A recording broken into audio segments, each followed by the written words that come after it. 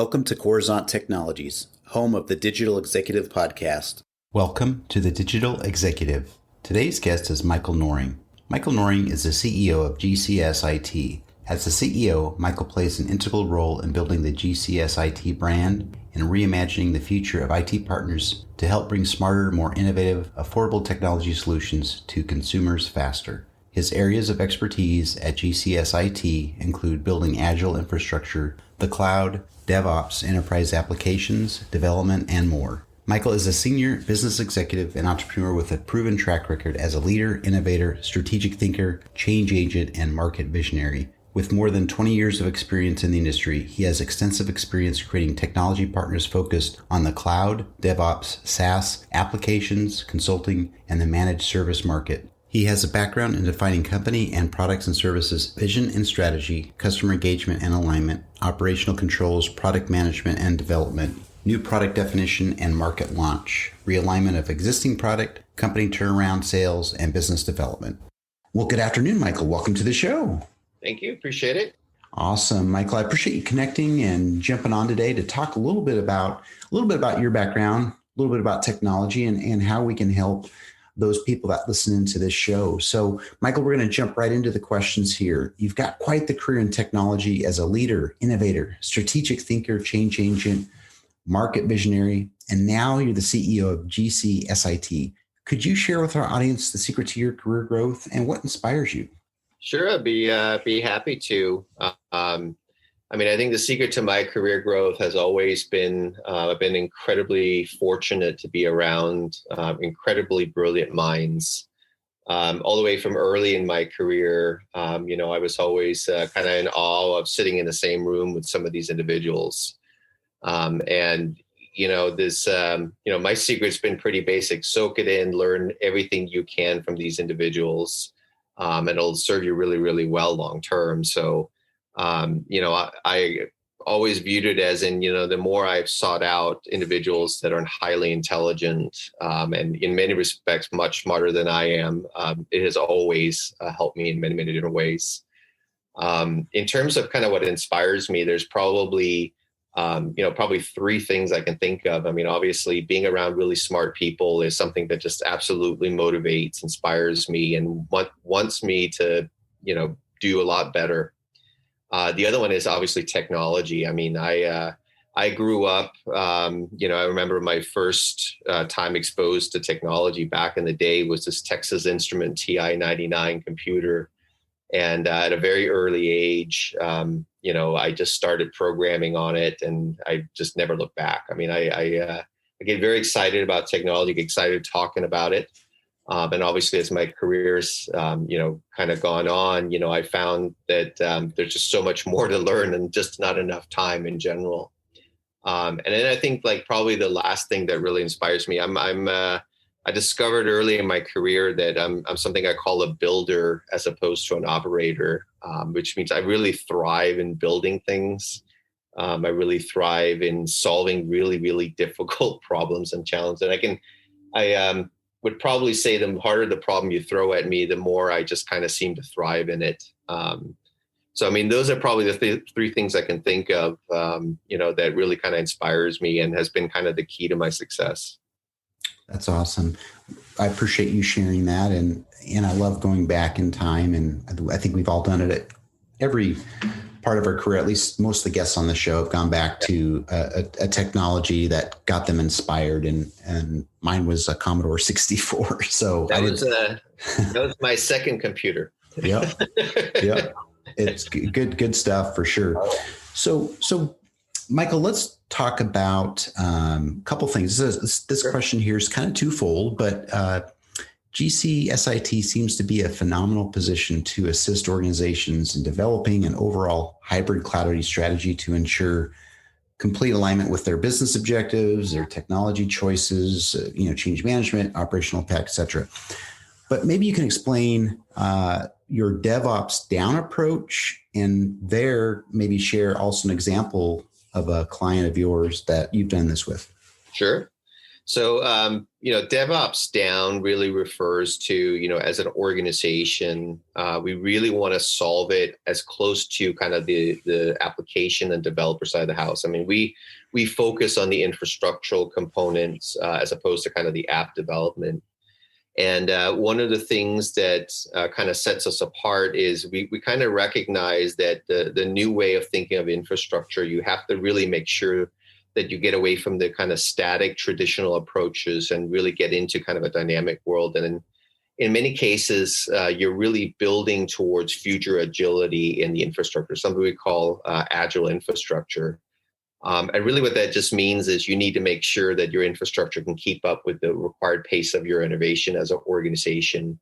And obviously, organizations today are a lot more challenged, in trying to deliver more value to their customers, right, in order to stay competitive. Now, the DevOps down really refers to that the only way to really solve that problem is you can't start from kind of a bottoms up approach. You can't put in and think about, network and servers and then build your way up from there. You actually have to think about it very holistically. And you have to think about it in terms of what the applications and the developers are doing, right?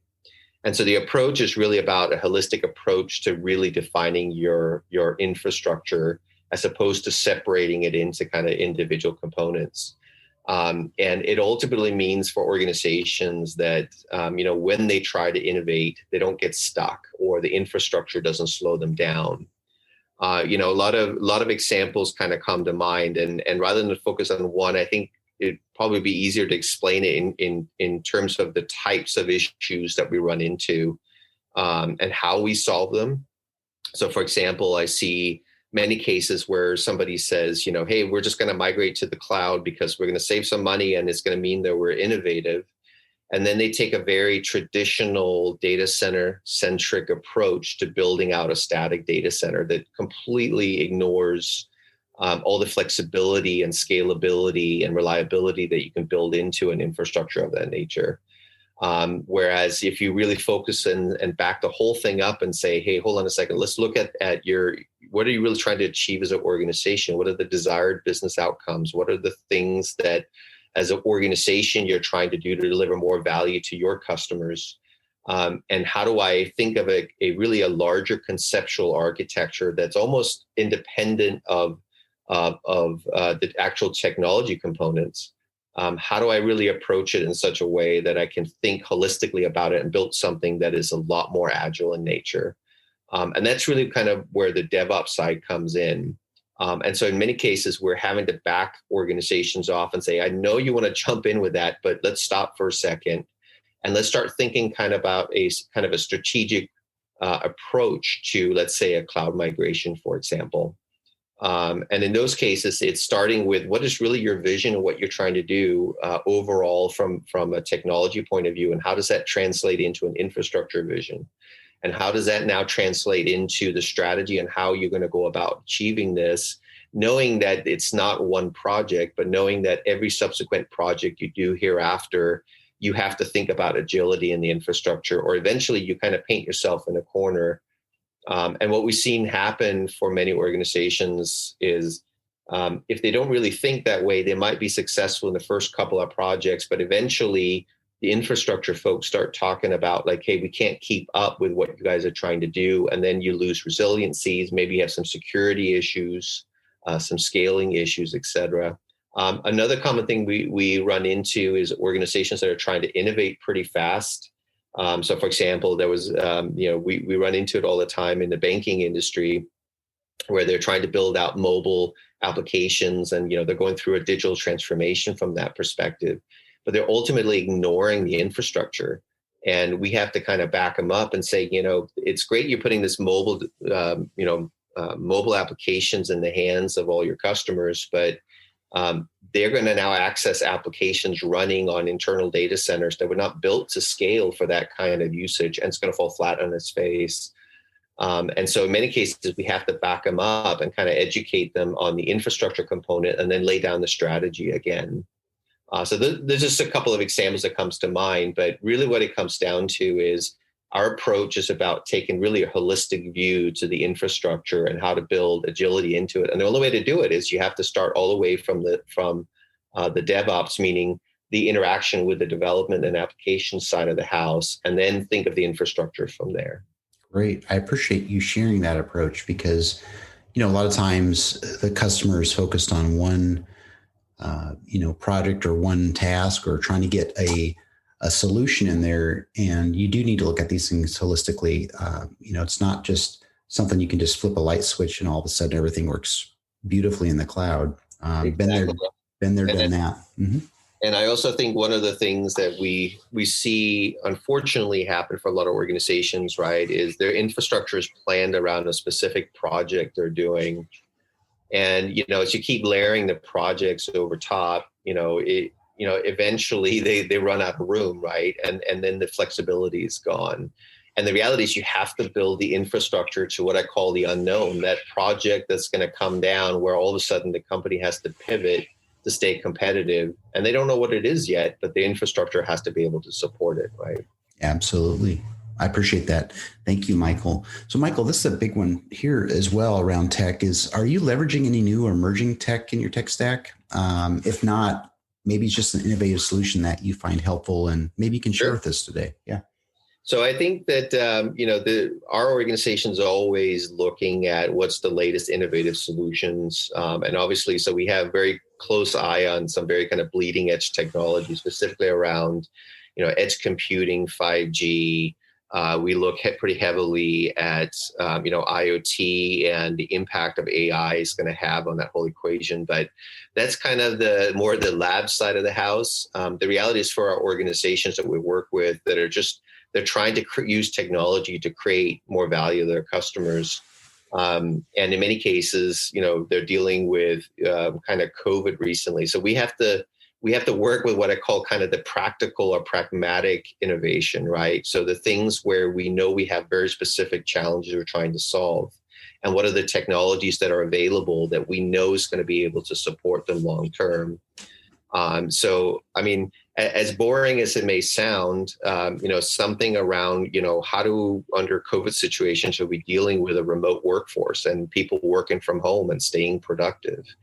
And, there's everything from how do we extend, the internal applications out. And one of the things that recently, and it's just something that comes to mind, but recently, we talk about things like traditional solutions around VDI, which doesn't sound as exciting, but all of a sudden is becoming to the forefront of kind of allowing remote work. The second thing that's really interesting is when you're working from home, and I don't know if you kids, but I have a 16-year-old who loves to jump in right after school and start playing computer games while I'm sitting there on Zoom calls, and obviously that can start consuming a lot of bandwidth all of a sudden. And so there's solutions out there now that are really kind of focusing. A good thing comes to mind is kind of the SD-WAN of how it can actually prioritize what kind of bandwidth required and who needs it. And it sounds, it's not as new as and exciting as a lot of other technologies, but from a practical perspective, it all of a sudden means that you have somebody working remotely in a much more secure fashion. And they can do so in a very reliable way that, doesn't take a performance hit. I've actually found that to be, as much as we talk about emerging technology, I think it's really an emerging solution for being able to work remotely. That's awesome. I appreciate some of the things that you're doing in your set of services or your toolbox. And that's, again, just a way to stay ahead of the curve and be able to provide solutions for your clients in the future. So, Michael, last question. Could you share something from your career experience that would be helpful for those looking to grow their career in either leadership or entrepreneurship? Oh man, that's a little bit of a tough one because it's hard to point at, any single thing. I think probably, the one thing that I always focused on, specifically in the early stages of my career, I never really worried about promotions. I never really worried about, how much money I made. I worried about one thing and one thing only, and that was learning. Everything I came across, whether it was my job or not, I spent time learning it. I spent time listening to people, did a lot of reading, and really found really solid mentors to kind of help me along the way. And ultimately, at the end of the day, when you get the experience and you get the learnings, that just kind of accumulates. And just at the end of the day, it's really what propelled me in the latter parts of my career. And if we look at today's world, I mean, people don't spend a lot of time necessarily in a single organization. They move around a lot. And I think sometimes that the biggest part of learning and really enhancing your career is kind of living with mistakes that you make, right? Versus moving on. And sometimes decisions and mistakes you make don't show up for another 2 years, right? Those are the types of things that I think really kind of changes fundamentally your understanding of how to solve problems.